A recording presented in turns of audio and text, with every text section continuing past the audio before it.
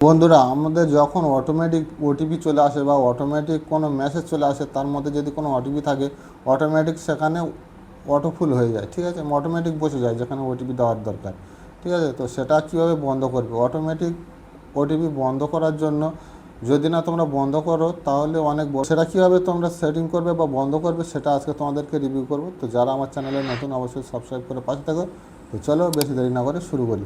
তো প্রথমে তোমরা চলে যাবে তোমাদের সেটিংসে। ঠিক আছে, সেটিংসে তোমরা চলে যাবে। তো সেটিংসে যাওয়ার পর এখানে নিচের দিকে তোমরা চলে আসবে। নিচের দিকে আসার পর এখানে দেখো গুগল বলে যে অপশান রয়েছে, তো গুগল অপশানে তোমরা প্রেস করে দেবে। গুগলে প্রেস করার পর এখানে দেখো রেকমেন্ডেড আছে আর অল সার্ভিস আছে।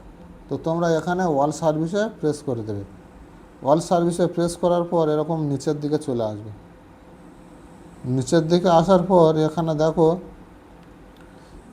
Verification code and by SMS, তো এখানে তোমরা প্রেস করে দেবে। এখানে প্রেস করার পর এই যে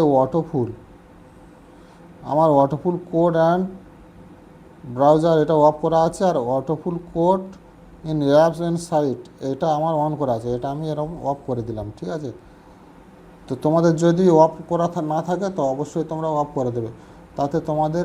তো ভিডিওটা ভালো লাগলে অবশ্যই সাবস্ক্রাইব করে পাশে থেকো, আর এই যে সেটিংসগুলো অবশ্যই বন্ধ করে রাখবে। ঠিক আছে, তো চলো দেখা হচ্ছে নেক্সট ভিডিওতে।